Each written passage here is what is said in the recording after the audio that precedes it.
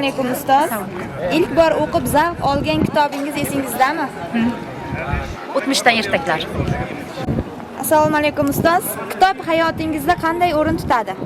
Kitob hayotimda yuqori o'rin tutadi, chunki u hayotdan olingan nimalar yordamida yozilgan, ularni hayotda qo'llash juda ham qulay hamda fikrni uyg'otadi.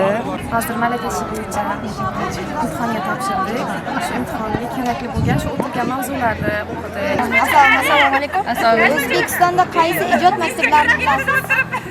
San'at ijod maktablari bor. Barkamol avlodlarim bor. Assalomu alaykum ustozlar. Assalomu alaykum ustozlar. Oxirgi marta qanday badiiy kitob o'qiyapsiz yoki o'qidingiz? Oxirgi marta Jahon adabiyotidan Steven Kingning Bo'ri odam yelini o'qiyapman. Yaxshi. Ustoz, adib Asqat Muxtorning kitob boylik, lekin sotib olingani emas, o'qilgani degan iborasini qanday izohlaysiz? Sotib olingan kitoblar turishi mumkin javonlarda, yillab, lekin ichidan o'qisak, u biza bilan bir umr foydasi tegib, hayotimizda ham kerak bo'layotgan bilimlarni olamizda kitobdan. Ilk bor o'qib zavq olgan kitobingiz esingizdami? Bolaligingizda o'qigan yana qaysi kitoblar hayotingizda ijobiy ta'sir ko'rsatgan?